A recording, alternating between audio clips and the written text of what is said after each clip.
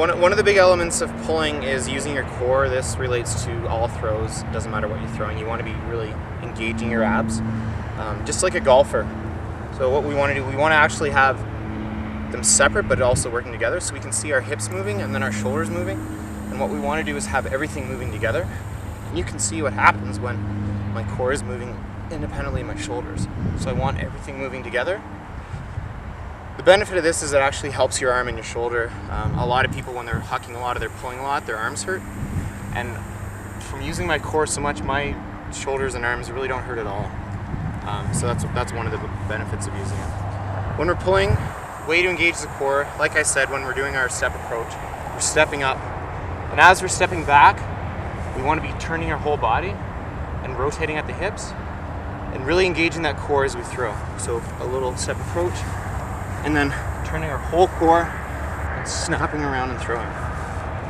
You'll see some people when they pull that they keep their arms out and they think it's good because it keeps it level, but you're losing a lot of snap power. You can't really snap as much.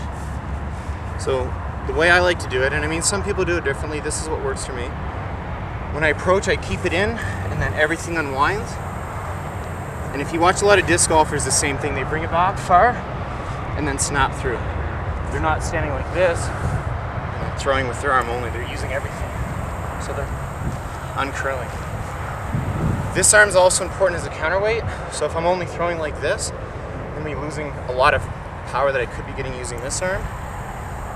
Right? It's just like the pendulum motion. So when I'm running up, getting my arms moving in, stepping through. If you see pictures of people pulling, you'll actually notice that the back leg will come off the ground because they're putting so much into their core and they're leaning back. So it'll kind of look like this when they're pulling. So everything comes up and the pull releases. You'll see some people when they're pulling that they throw and then they're off balance and they're going forward. You're actually losing some power in the throw, so when you're throwing, try and make sure that everything comes through and you're spinning tight and fast through it.